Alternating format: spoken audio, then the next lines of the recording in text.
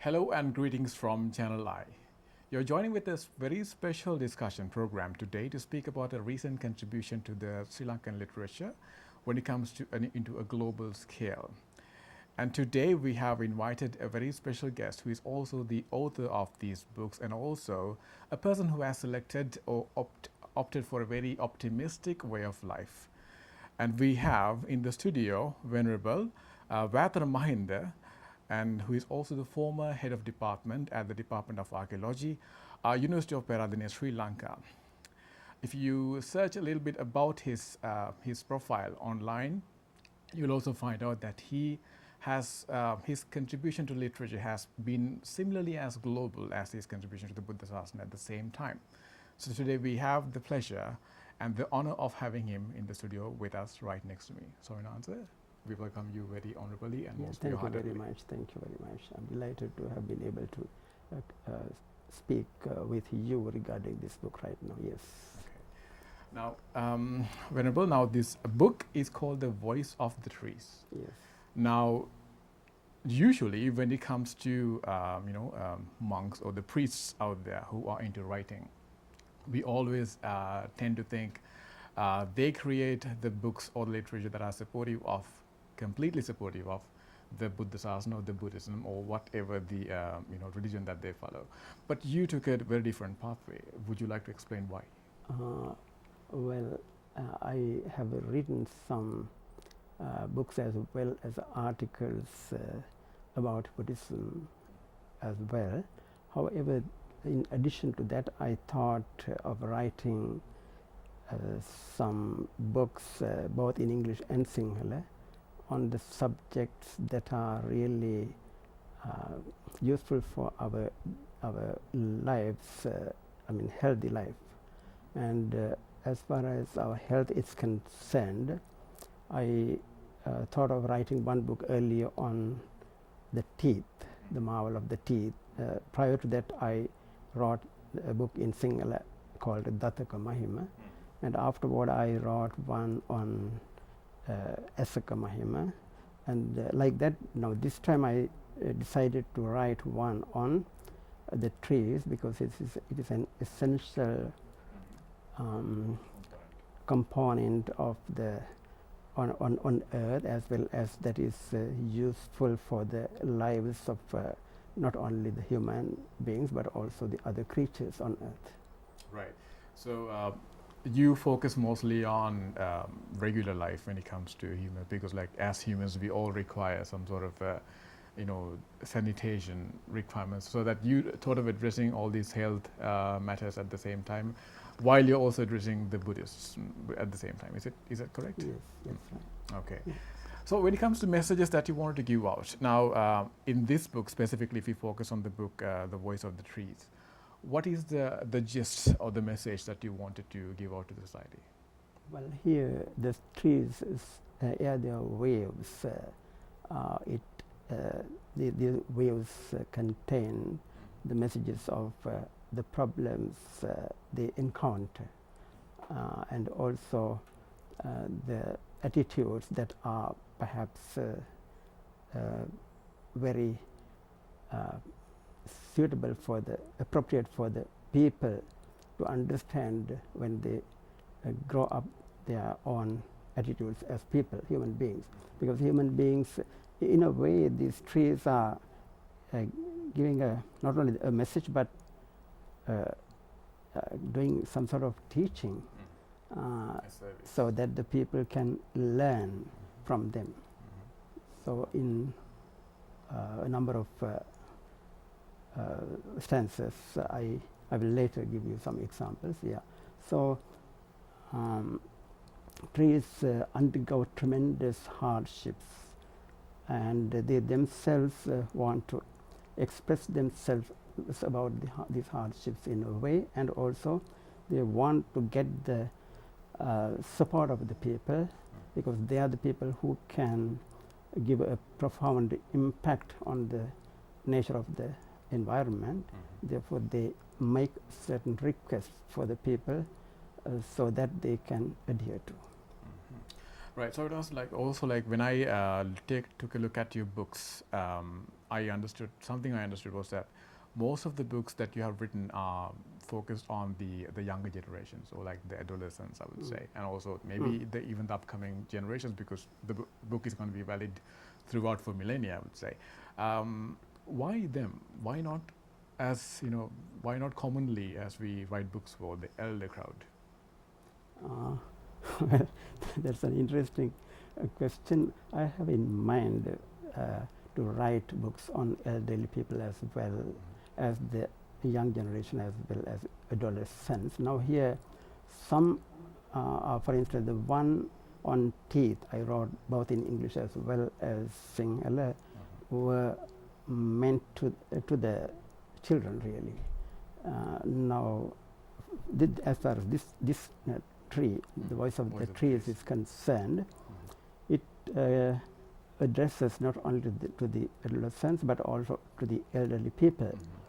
In general, yes, I think. For some reason, you believe it's important to give the message to the younger generation. Yes. So that they will also. Yes. They will inculcate and also cultivate the same values in the future. Yeah, particularly because the younger generation need to understand that without being compartmentalized in their either household or in other institutes, they need to really get to the environment. They need to get the inspiration of the natural environment. So that is, I mean, that is lacking in a way. Yes, I was going to point that out. Now also you can see how people are disconnected. A lot of youngsters are disconnected these days. They just tend to be on their devices most of the time. So you're trying to build that bridge once again, is that correct? In a way, yes. Okay. How do you think this book is going to impact on these adolescents and the targeted crowd? So far, I do not know. I think about the reactions from the ordinary people, because only very recently I published this, and it's available only in the Saraswati bookshop right now. Otherwise, the books are with me. So I sent some copies to friends of mine in USA, in Germany, in Malaysia, and in Korea. So they are pretty interested in seeing this book, and let's see how it's going to. Okay, so that this means if you are someone who is living in one of those countries, they have also the option of purchasing these books. Not right now, because I have not sent the books to them. Okay. Because particularly in America helped me to edit this book, and they were quite impressed about the outcome of the book. And apart from that, one professor in the university, in one of the universities in England helped me to edit this book. So they were quite impressed, and I was not able to send them to send this book to them so far. In a couple of weeks' time or months' time, I will be able to send some to some targeted groups. Okay, so the main focus is to somehow spread the message, spread the knowledge, and make sure that the younger generations and even the current generations be aware about how much they need to connect with the environment and the trees, and how much they need to voice about their concerns when it comes to the environment. All right, so now there are so many contributions. When I take a look at this book, I mean, it's full of pictures. It's full of beautiful pictures, I would say. Did someone help you with this, or was it something that you know? Well, initially I wrote this book in Sinhala, with Sinhala verses a year before, and afterward I thought of writing a more comprehensive book in English. Well, a designer helped me to get pictures from the internet. Apart from that, two friends in America and one in Korea sent me pictures. So I myself. These are original pictures taken by them? Yes. Yes. Three, at least three of them were original taken pictures. for the purpose of the book. Yes, others were mostly I think, from the internet, and one I got from the University of Peradeniya, where I myself was attached to. Right, like that. Most of them I got from the internet with the help of a designer. Yeah. Okay. Now you spoke about how the these contributions came from different arenas. Now these pictures came from different arenas. But then again, when it comes to translation and spreading these books online, and also spreading these books in a lot of countries, what's your focus? Why do you think it's important to reach out to these audiences in a lot of countries, but why not just in Sri Lanka? Do you have a like an ambition for that? Right. Thank you for that question, because I initially wrote this book in Sinhala in 2021, and this one was written in 2022 and now I think I'm going to get the help of somebody to translate it into Japanese. Already a German monk has translated this into German language and given the handwritten document to me, but I'm in German language. Right, so there are 4 languages at the moment? Yes, but it was not published. We are going to publish it in Japanese, and German translation was already done. But I'm wondering whether this could be published in Sri Lanka, or although this would be published here, I think it will be available in either Germany or Austria or other German language speaking countries. So you mean that the German translated versions might not be available? Is that what you're saying in Sri Lanka? I have to think of it. I have to give thought to it, whether it should be published here or not. But I think as far as the Japanese one is concerned, it will be published in near future, in a couple of months' time. Yeah, either in Japan or in Sri Lanka. More the languages, the bigger the message. Yes. So Venerable Thero, also let's speak about now, there are some stanzas that you mentioned that you must speak out, because now when you spoke about how impressed the people were, those who actually had the chance of taking a look at the book, you said they were impressed. There must be reasons why it's impressed. I took a look as well, but then again, I think the words must come from you to show the audience why it's impressive. Right. If I may be allowed, I think I will be able to read a couple of stanzas here. So the first one here goes on to say like this: what a tremendously great fate to grow without seeking human assistance, sometimes living for centuries, from a minute seed to a huge tree. So in the very beginning, the trees speak about the problems they encounter without getting the help of anybody, support of anybody else.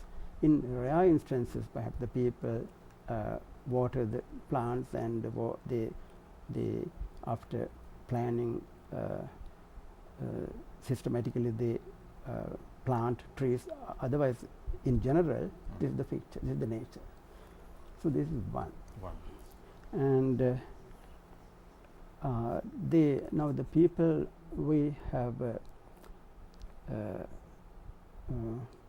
we are aware that most of the people, either in Sri Lanka or elsewhere, are expressing their arrogant views about their existence on earth. So we have been, even in Sri Lanka, we say we have been coming from such a long period, and so on and so forth. So the trees say we are the proud elders of the earth, existing for long lifespan, yet without becoming arrogant and without chasing after high positions. Now, not only the people are boasting about their heritage, but also they have become arrogant about their positions. They chase after positions, whichever positions they could be. Like rankings. Like ranks. Yes, positions mean maybe in the political sphere, or maybe in even religious, or in other spheres. So they are chasing after high positions. I'm so and so, such and such a person. I'm so important and so on and so forth. Like self-proclaim. Yes. It was important. Mm. Do we have more? Yes, if you don't mind. Now, see, this is another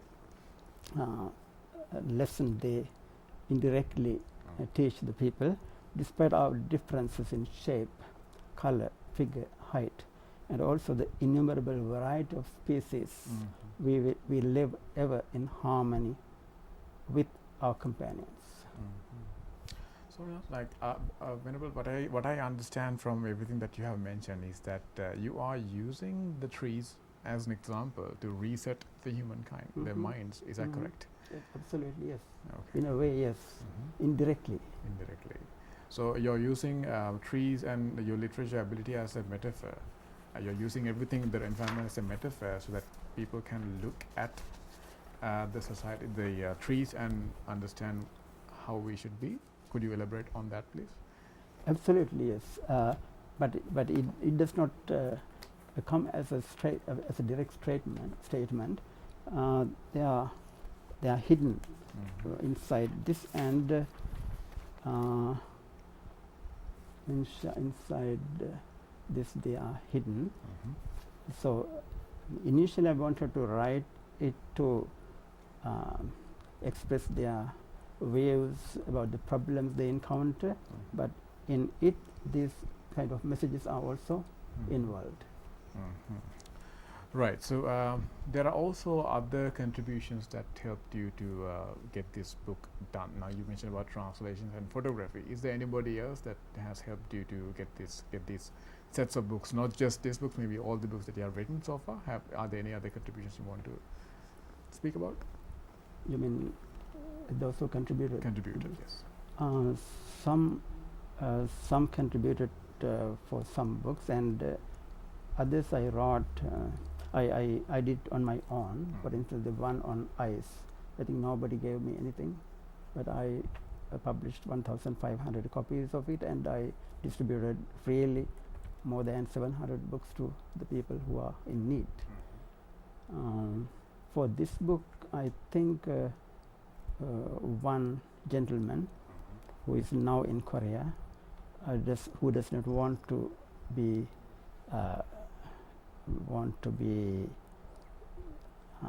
identified, got the help of three: one from USA, one from Hong Kong, another from Australia, to give me half of the money I spent for this book, and that's all.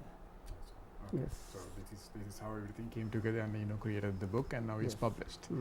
Right. There are more books also. It's not just this book. There are multiple other books that you have published. Just speak about every other book that you have done now. The most recent one being The Voice of the Trees. You also you wrote another book about the National Namal winner. So let's speak about that as well. Well, Jatika Namal, when I focused on the archaeological aspect of that Jatika Namal, not the trees there, but as an archaeologist, as a professional archaeologist, I did write something important for the purpose of enhancing the knowledge of archaeology there. That's all there as far as that is concerned. Apart from that, I have written some articles on health related architectural as well as archaeological remains throughout the island, as well as South Asia. So I have not published that book, but I have written that. I have done research on that aspect. Okay. So research is not the cause that caused you to write the book, but it's the research that became the result of the book. Is that correct? Like because you wrote the book, only you started doing the research. Is that correct? Maybe both ways. Maybe both ways. Okay. Yes. Because it complements each other. And also, I have in mind to write some other books. One on, as you in the beginning mentioned, about the people who are elderly. Yes. I was asked by a Japanese translator who translated Japanese English book into Japanese, to write a book on the filial care. Field care. Yeah. So I was not able to do that, but in the future trying to write something on it.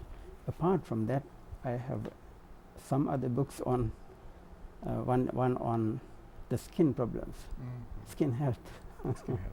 and also another on the importance of water, another on the problems emanating from our mind as far as small children are concerned, and one on moon. One on the moon as Yeah. well. Okay. Yeah. Wow. I think we are all waiting for to see all these books one day, and then maybe that day also we could also speak about the same books as well. So Well, if I may tell you right now, I'm in the process of writing a book on Professor Gunapala Malasekara right now. He was a tremendously important person in the entire university history of this country, but unfortunately the people do not know who he is, apart from the fact that he published the book Malasekara English Singular Dictionary. So I'm in the process of writing one book to be published before the end of next month, most probably. After that, another comprehensive book on the same person. Okay, so that is more like a biography. Of Not person. a biography. It's not. Biographies have been written on him, but they do not seem to be, well, I'm not very happy with them, but I need to find out more information about his, in a way, it's like a biography, but the services he rendered to the society globally. Globally. Yes.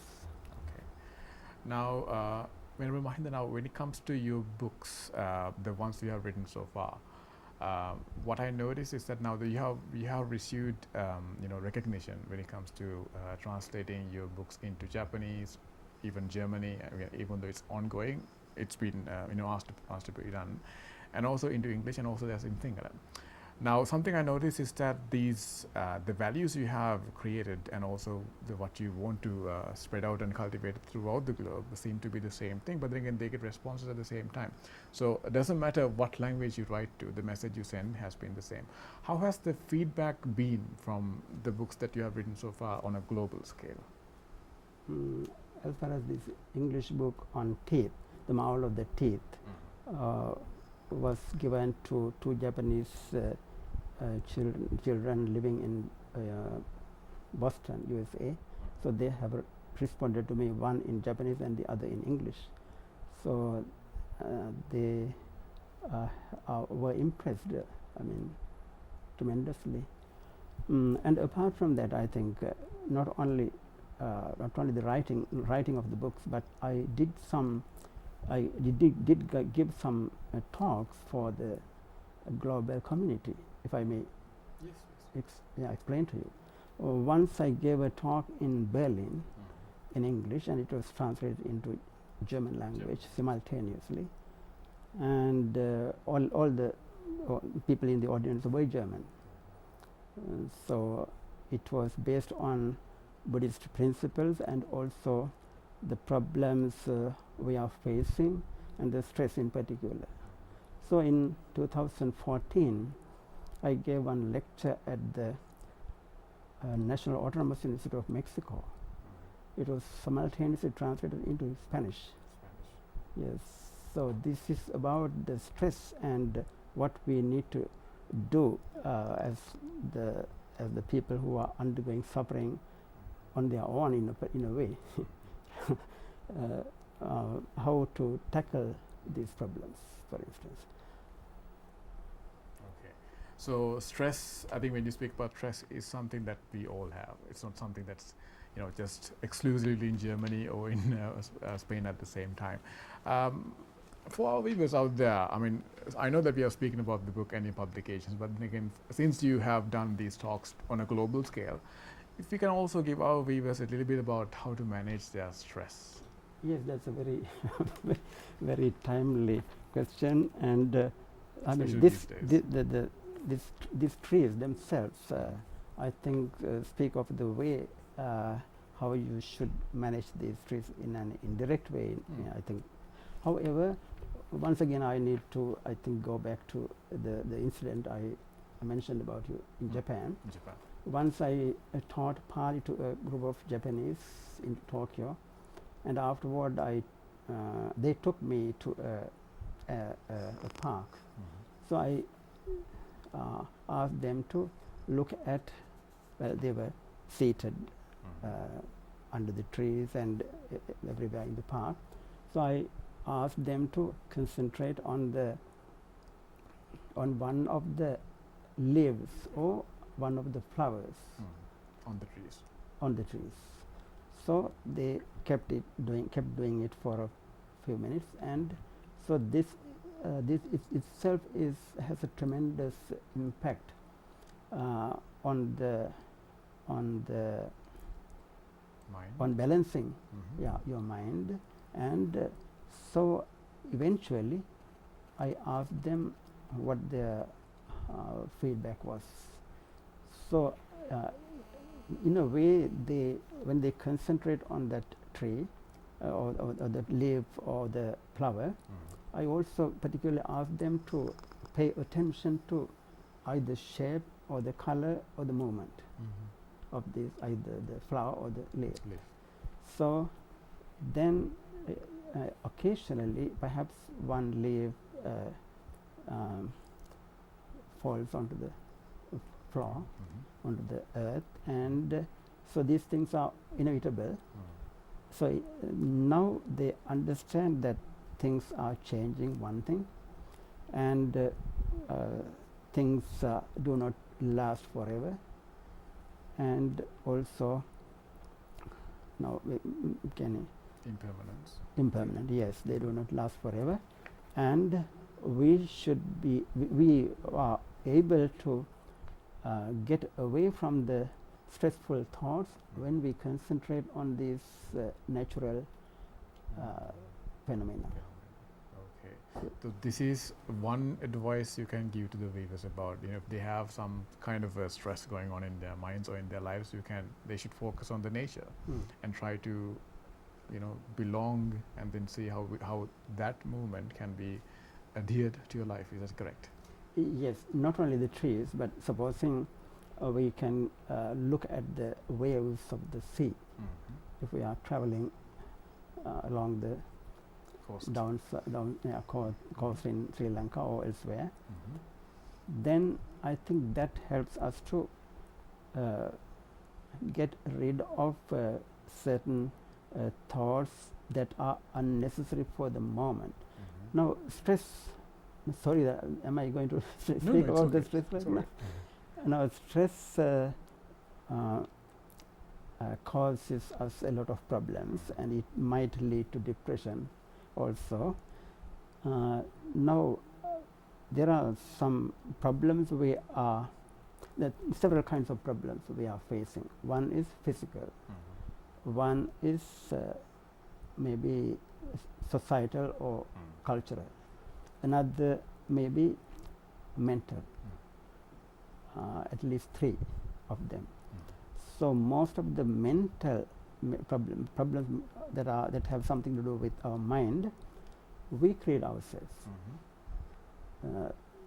Now, supposing there is one saying, one statement given by one of the leading Buddhist scholars in the world, Joseph Goldstein, he says, pain is inevitable, suffering is optional.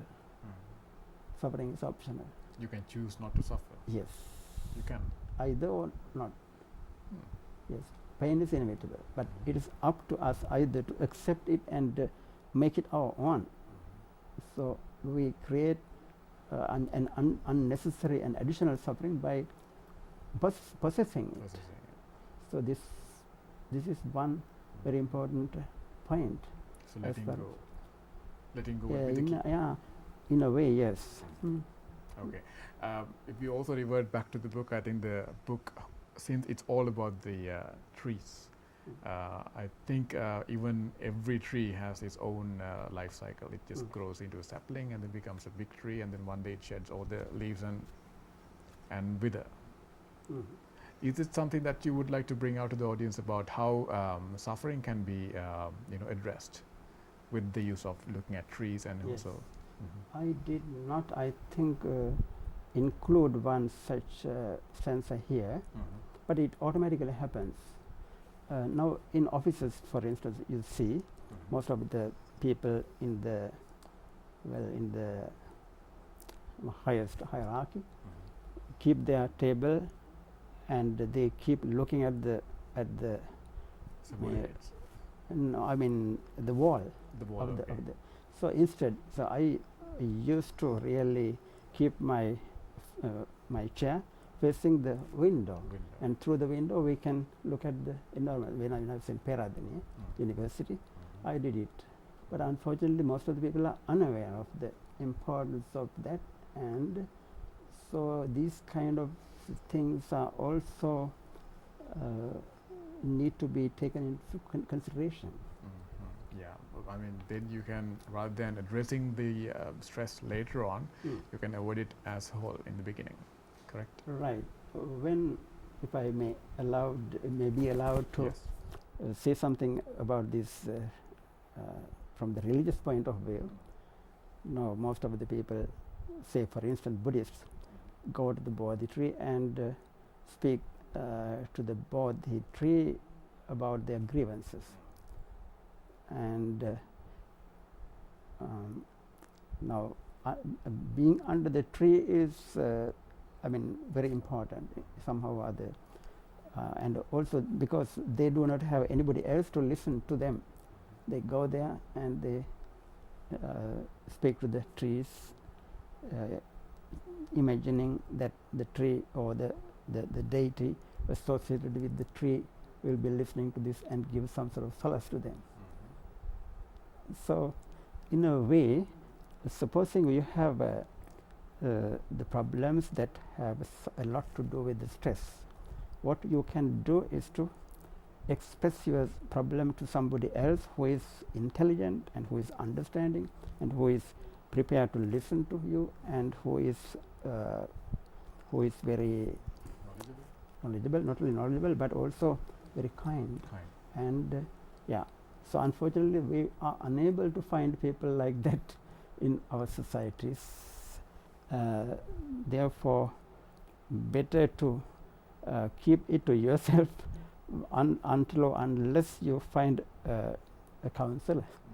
And now you see there are some people, in particular, let us see about the adolescents themselves. So today they are friends, tomorrow they are going to be enemies.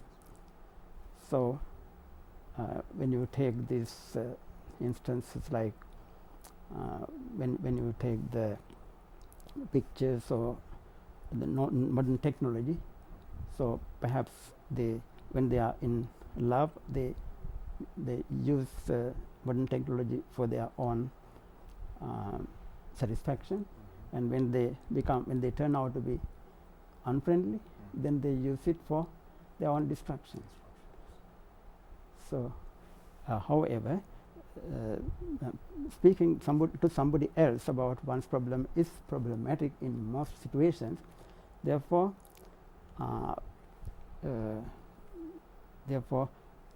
when you are going to be able to be under the natural in the natural environment, under the trees or beneath the streams and so on and so forth, I think there is the tendency that your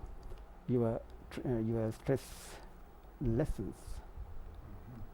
So the more you speak out about your problems to the others, to the proper people, the more it lessens, is what you're saying. Proper people? The more it lessens when the you speak to stress. the proper people. People. Yes, absolutely, it happens. But how can we find the most appropriate people to listen to us? They spread the news to news everywhere. The moment they come, they come to know about our problem. Okay. Would you say like reading would be also another way of de-stressing? Breathing. Reading. A book. Reading. Sorry.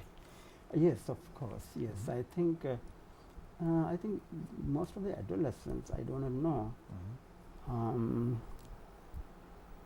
are not used to the practice of reading books, but there are some selected groups who read, but I do not know. Reading is absolutely essential and very beneficial. But I mean, take for instance 100 people. Out of 100, how many are making use of that? Making use of how many of them are getting the help of the reading habit? Reading habits. Not many. Not many. Yes. As a country now, we really say that we are very our people are very literate. I think they are literate only to the point that they can read some newspapers and some short articles, most of them.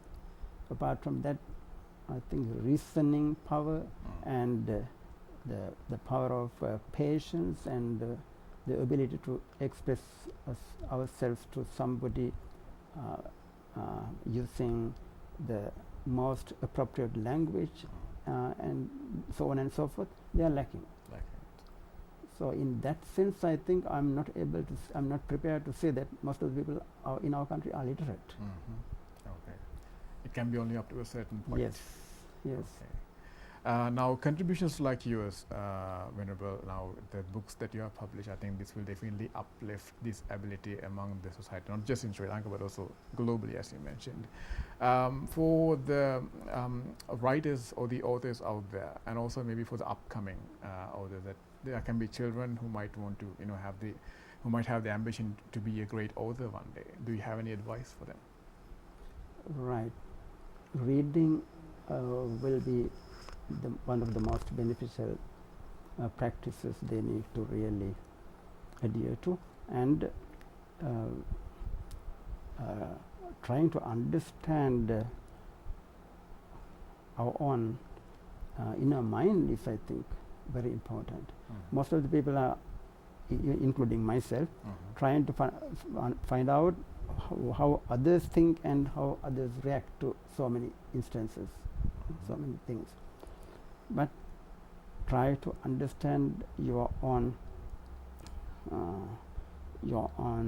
mind and thoughts, and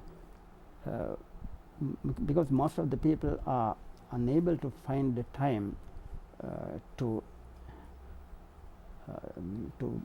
maybe even to read, what one can do is to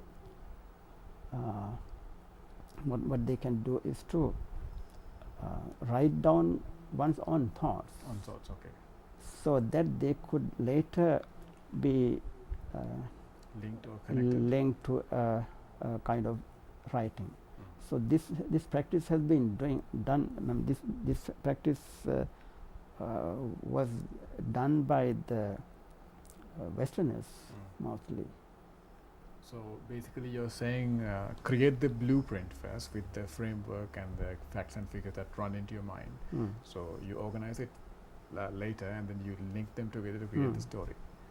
Is that what you're saying? Right. It can take a long time, and I mean, one advice I should again give them is that they should not be hurriedly trying to spread what they have written. So keep it for some time. After some time, they will understand what kind of changes they need to make before the final product is coming out. And also looking at the current collections of literature in the country and also globally, you may have noticed even before you started writing your own books that where there is a need. I mean, in the literature sphere, you look at all the collections of literature and you see where it's lacking, what needs to be written and what needs to be supplied to the to the literature world. So, do you think there's a specific genre or any kind of a subject that there should be more literature on in Sri Lanka?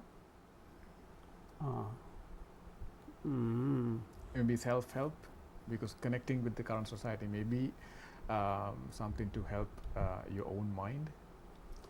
That's a very good question, but I may not be able to answer it, I think, right away. But Mhm. one thing I understand is that I think that the people who read books either in English, either in Sinhala and sometimes in English as well, appear to be confused by Confused. reading some books, and that has turned out to be a very very grave problem. Mhm. For instance, take Dharma, the Dharma, so. books written on Buddhism Right. or even Buddhist culture. Mhm. I think there need to be a tremendous Cleansing. outlook, a Mhm. tremendously different outlook Mhm. about writing Buddhist books. Mhm. And after reading some of these books, people become more confused and more, I mean, terribly stressed, even Mhm. Buddhist books. Yes. So that's one of the grave problems the Sri Lankan society is faced with. Now I was associating with the former head of Department of Psychiatry of the Peradeniya University Medical Faculty, Mhm.